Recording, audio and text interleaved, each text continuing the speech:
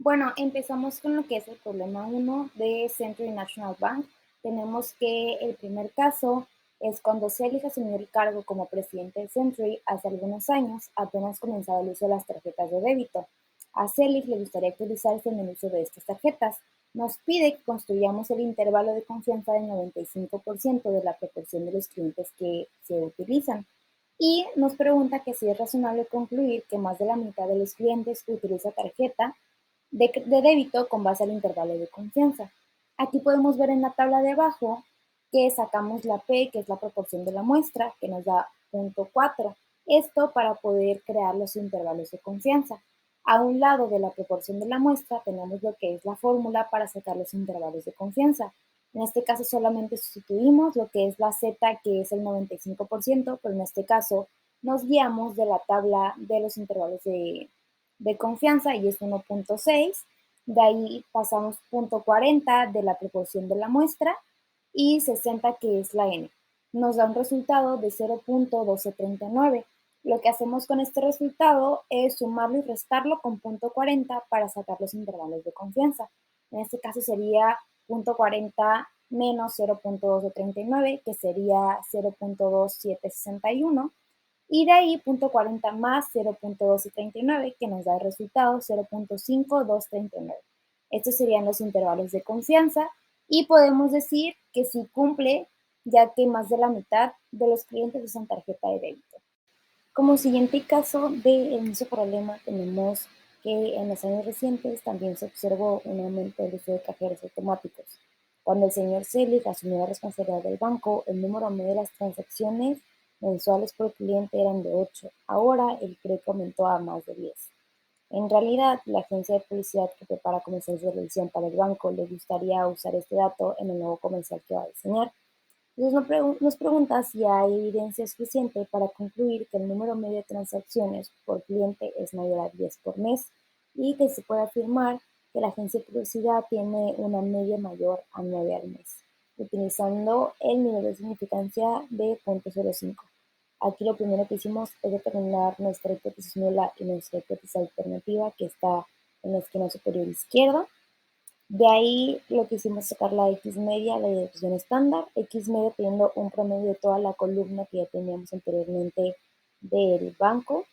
Nos dio esto un 10.3 como promedio y de ahí la desviación estándar de la misma columna que nos da 4.2954.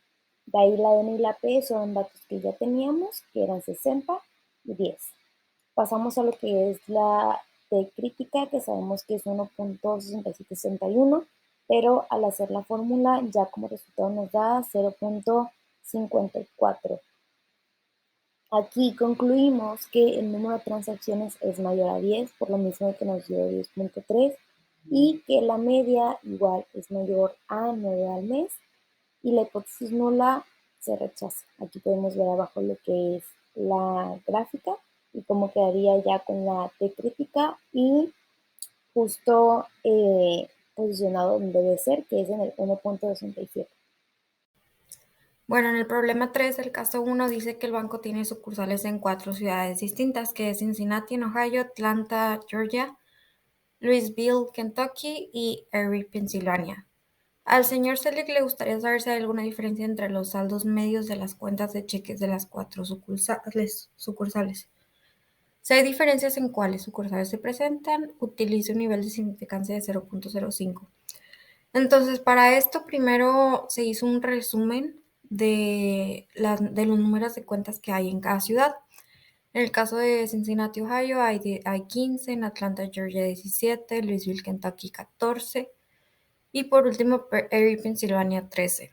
Entonces se hizo una suma de los datos que nos dieron de cada ciudad que vienen ahí, luego se sacó el promedio y después la varianza de cada una de estas. Para esto se realiza pues simplemente lo de la prueba de hipótesis. Entonces, como hipótesis nula sería que todas las muestras de poblaciones son iguales, o sea, en este caso de que los saldos medios de las cuentas de cheques de las 4 sucursales. Y la alternativa sería que no son iguales. Entonces, para determinar esto, pues hacemos la tabla de ANOVA, de análisis de varianza, y se hace una suma de cuadrados entre grupos y dentro de los grupos, los grados de libertad, que para esto pues también se utiliza lo del nivel de significancia, el promedio de los cuadrados, el valor de F, la probabilidad que existe y por último el valor crítico para F. Entonces la hipótesis, siguiendo la regla de la hipótesis, sería que el valor, por ejemplo, el valor crítico que viene que es 2.77. Si F es mayor que 2.77, se rechazaría la hipótesis nula, como es en este caso, que F es 4.11. Entonces, se rechaza que todos son iguales, por lo tanto, si hay una diferencia entre las 4 sucursales en los saldos medios de las cuentas de estos cheques. Sin embargo, no se puede determinar en cuáles sucursales se presentan. Simplemente se dice que si existe una diferencia, entonces se rechaza H0. Ahora, en el problema 4 del caso 1, dice el señor Selig también tiene interés en los cajeros automáticos del banco. ¿Hay alguna diferencia en el uso de los cajeros automáticos de las sucursales? Bueno, igual de esta manera se hizo una suma de los cajeros automáticos en cada ciudad y aquí dan los resultados, que en Cincinnati son 144, Atlanta 192, Louisville 140, Erie, Pensilvania 136. No existe tanta diferencia entre ellos, se hizo un promedio, se sacó la varianza igualmente. Y también la tabla de ANOVA, que en este caso pues fue entre los cajeros automáticos. De igual manera se hizo la suma de cuadrados de los datos, los grados de libertad que representarían en cada uno, el promedio de los cuadrados, el valor de F, siguiendo igualmente una regla de hipótesis, la probabilidad y el valor crítico para F. Entonces, siguiendo la misma regla de que si F es mayor que el valor crítico, pues se rechazaría la hipótesis nula. Sin embargo, pues sí se ve una diferencia, sobre todo en la varianza, pero también igualmente en los promedios se ve como una ligera diferencia, entonces pues sí se podría decir que sí existe. La siguiente pregunta es la 5, la cual dice, asimismo, los clientes que poseen tarjetas de débito tienden a usar cajeros automáticos en forma distinta de los que no las tienen. Lo primero que se hizo fue, basarnos en la base de datos, la cual es una tabla que consta de 2 columnas. La primera columna es un recuento de las personas que cuentan con una tarjeta. La segunda columna a la derecha es un recuento de las personas que están sin tarjeta, que no la tienen.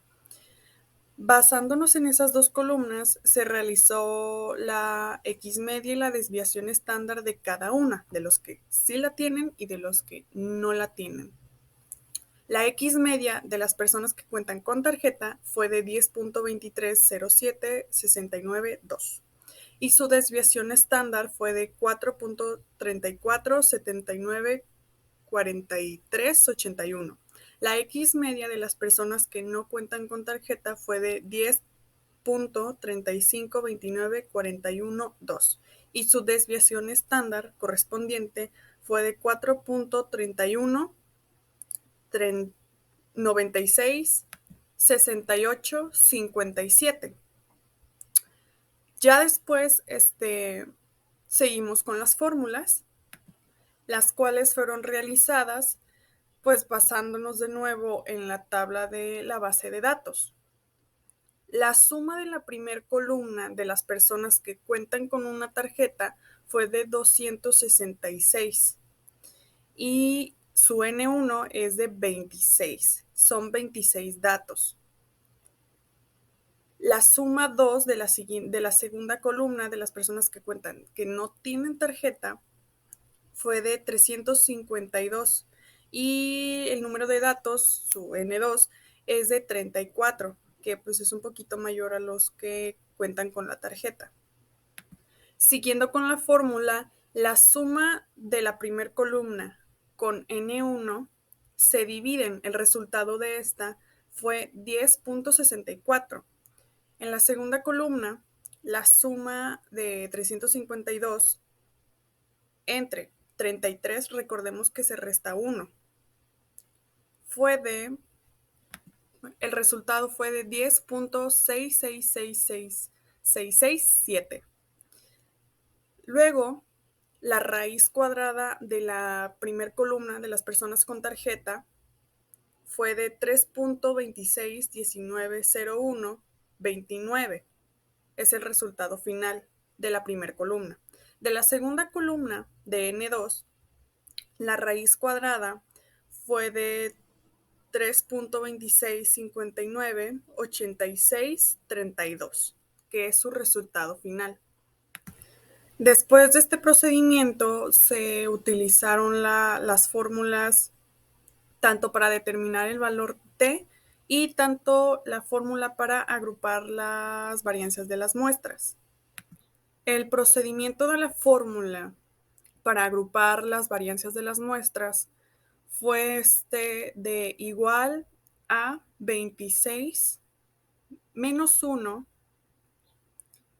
por 3.26190129 al cuadrado. Se sacó al cuadrado de 3.26190129 y se multiplicó por 26 menos 1, que es 25, más lo que es, paréntesis, 34 menos 1, 33, por 3.26 59 86 32 al cuadrado.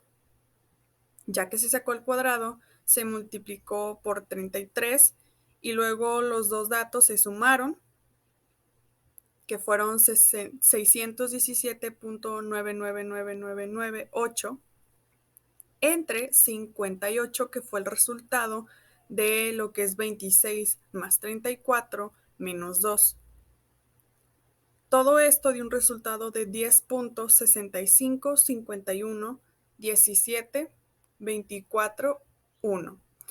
Ahora, la fórmula para determinar el valor de t se sustituyó y los valores son t es igual a 266 menos 356 y un resultado de menos 86.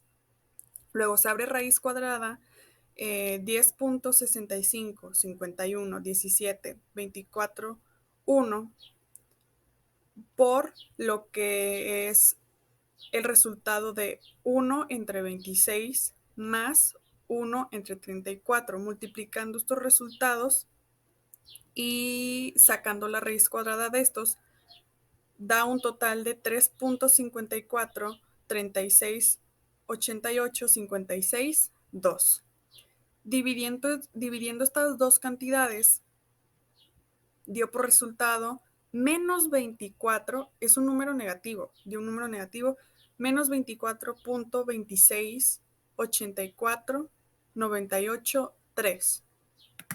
Ahora, basándonos en la información, pues ya los resultados, el cual en el valor t fue negativo, y también basándonos en nuestra base de datos, la X media, desviación estándar de cada columna, podemos concluir que efectivamente sí existe cierta diferencia entre las personas que poseen con una tarjeta de débito y las personas que no las tienen al utilizar los cajeros automáticos. Sí existe cierta diferencia. Ok, ahora yo les explicaré el problema número 6 del caso 1. Nos dice que consultemos los datos de Century National Bank, que son los dados en la tabla del problema, y nos menciona que utilicemos el saldo de cuentas de cheques como variable dependiente. Como variables independientes, vamos a tener que utilizar el número de transacciones en cajeros automáticos, el número de otros servicios empleados, el número de, bueno, si el individuo tiene tarjeta de débito y si paga interés en la cuenta en particular. De aquí vamos a sacar un reporte donde diremos qué variables parecen relacionarse con el saldo de la cuenta y se explican bien la variación de los saldos de las cuentas, que el reporte está en la siguiente diapositiva. Y la pregunta es, si se deben emplear todas las variables propuestas en el análisis o se pueden eliminar algunas. Bueno, yo expliqué en el reporte que se deben utilizar todas, salvo todas las variables que se mencionan aquí. Pero hay una variable extra que es la de los estados en donde se encuentra también el banco, que esa la descartamos para este problema. Bueno, para este problema vamos a utilizar principalmente la fórmula de correlación que está arriba de mí, que es y igual a A más B1 por X1 más B2 por X2 más B3 por X3. Bueno, para esto vamos a utilizar la A como variable dependiente y como las variables independientes, que es X1, X2 y X3, vamos a utilizar las ya mencionadas acá arribita. Para esto sacamos los coeficientes a través de Excel, siguiendo los pasos que se mencionaron en las instrucciones para este problema, y de esta manera llegamos a esta parte. Sacamos la información en esta pequeña tablita, que es la marcada en azul. Esos son ahí están los coeficientes. El primero, que es hasta medio arriba, lo utilizamos como variable dependiente, y todos los que están marcaditos en azul serán las variables independientes. Ya a partir de esto, nada más vamos a tener que sustituir la información con la fórmula que está arribita. Para este caso en específico, yo tomo una muestra al azar para añadir las variables independientes. Y, por ejemplo, iniciamos. Y es igual a 174.9196, que sería A. Y luego B1, que serían el número de transacciones en cajeros automáticos, que en la tabla se puede observar que es 90.4713, por X1, que para mi muestra variable elegí una de la tabla en donde es 4. Eso se suma más los servicios empleados, que se multiplica por X2, que lo puse como 5, que digo, toda esta información está en la tabla. Yo escogí una muestra aleatoria para sustituir las variables independientes. Y por último, por penúltimo, lo de la tarjeta de débito, que en este caso es B3, es 161.0167 por 1, que es la variable, más 218.8340, que son los intereses, que se multiplican por 0. Entonces, ya sustituyendo todo, nada más lo vamos sumando, como se ve aquí al ladito, y nos arroja que al final Y es igual a 999.779. Y ya en el reporte de al lado expliqué acerca de qué variables se relacionan con el saldo de cuenta y si se deben de emplear todas las variables propuestas en el análisis o se pueden eliminar algunas.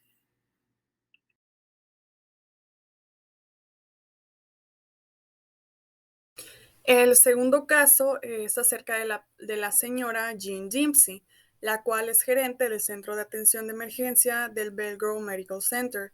Una de sus responsabilidades es tener enfermeras suficientes para que se atienda con prontitud, o sea, rápido, a los pacientes. Es muy estresante para los pacientes esperar mucho para recibir atención de emergencia, aunque sus necesidades no sean de vida o muerte. La señora Dempsey reunió la información siguiente, el cuadro que está del lado derecho, respecto al número de pacientes durante las últimas semanas. El centro no atiende los fines de semana. La pregunta es, da la impresión de que hay algunas diferencias en el número de pacientes atendidos el día final de la semana. Si hay estas diferencias, ¿cuáles días parecen ser los más ocupados? Redacte un breve reporte que resuma sus hallazgos. Para hacer la tabla NOVA, que voy a mostrar en la siguiente diapositiva, y hacer el reporte, mi base de datos fue la tabla de las fechas y los días que la señora Dempsey presuntamente reunió pues para ver cuáles días eran los más ocupados y cuáles no. Con la información de la base de datos de pues, la tabla anterior, se hicieron dos tablas. Una tablita pues, representa pues, los días de la semana, lunes, martes, miércoles, jueves y viernes. Y los días que pues atendieron, cuántos pacientes atendieron. A simple vista se puede ver que los días lunes y los días viernes son los días más ocupados para las enfermeras.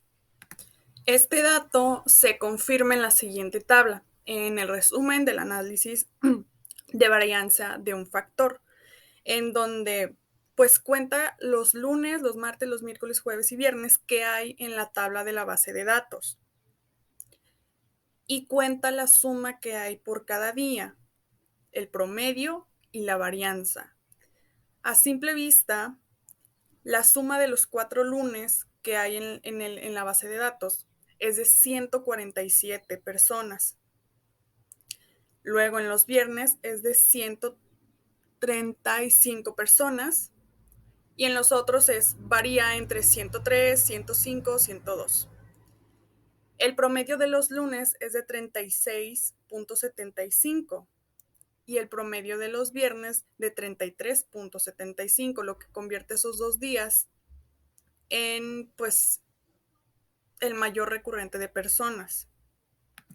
Más abajo también se encuentra pues una pequeña tabla de análisis de varianza con datos extras, pero con anterioridad ya confirmamos que los días lunes y viernes son los más frecuentes para las enfermeras, donde hay más pacientes que se deben de atender.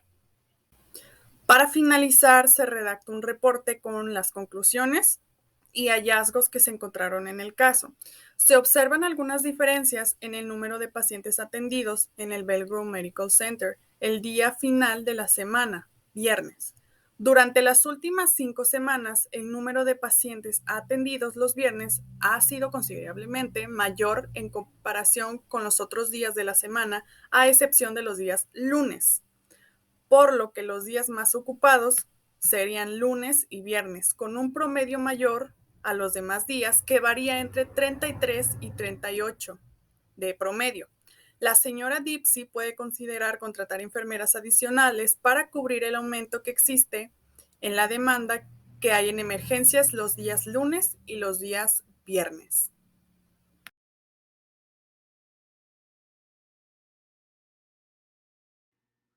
Ok, ahora voy a explicar el caso número 3, el problema que hay en el caso número 3, que es de Terry and Associates, que para este caso vamos a volver a utilizar el tema de correlación y de la fórmula de correlación que ahora está abajito de mí.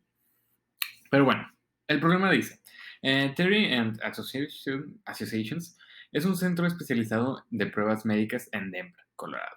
Una de las fuentes principales de ingresos de la compañía es un equipo que para detectar cantidades elevadas de plomo en la sangre.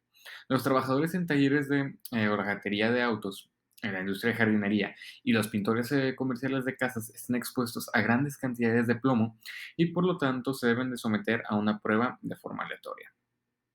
Es muy costoso realizar la prueba, por lo que los equipos se suministran por pedido a diversos lugares del área de Denver. Caitlin Terry, la propietaria, tiene interés en determinar los costos adecuados por entrega y para investigar esto, Terry reunió información sobre la muestra aleatoria de 50 entregas recientes. En dicha información sale pues, acerca de la preparación, los minutos de entrega y la distancia recorrida. Eso en la tabla de dicho problema. Entonces, ya una vez con esa información, nos hacen las siguientes preguntas. Formula la ecuación de regresión lineal múltiple que describe la relación entre el costo de entrega y las demás variables, que la tenemos al ladito. Estima el costo de entrega de un equipo cuya preparación tarda 10 minutos, 30 minutos su entrega y debe recorrer una distancia de 14 millas. Y si estas tres variables explican una cantidad razonable de la variación de la variable dependiente, para mí contestando la última pregunta, ¿sí? Ya que son son exactamente las variables independientes que se nos piden para lograr dar con la variación, con la muestra variación independiente, perdón, variación dependiente. Entonces, a través de ellas logramos llegar y son las principales para seguir la fórmula. Entonces, por lo tanto, sí, son las que se explican la cantidad razonable. Y ahora, una vez ya teniendo la fórmula de regresión lineal múltiple, vamos a estimar el costo de entrega con las siguientes variables independientes. Para esto vamos a usar la tabla de aquí abajo, sustituyendo los valores. A, vamos a utilizarlo como la variable independiente, que son los mismos. Todos estos coeficientes los logramos tener con el procedimiento de Excel que se muestra en las instrucciones para realizar el pie. Y con eso tenemos los coeficientes de aquí al ladito, con los cuales representarían A, y los de abajo, los que están marcados en azul, B. Entonces, ya es nada más que haría sustituir.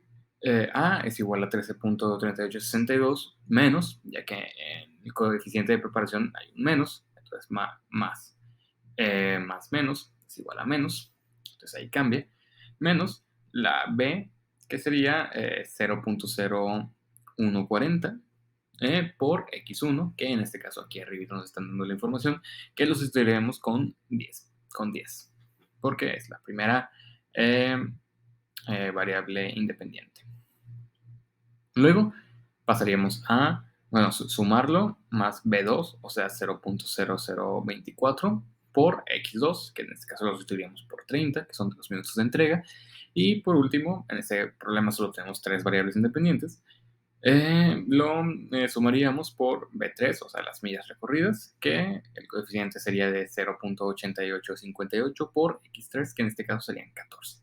Una vez sustituido todo, y sustituido dentro de la fórmula, como aquí abajito a la izquierda mío, nos daría que el costo total de la entrega es de 25.7194.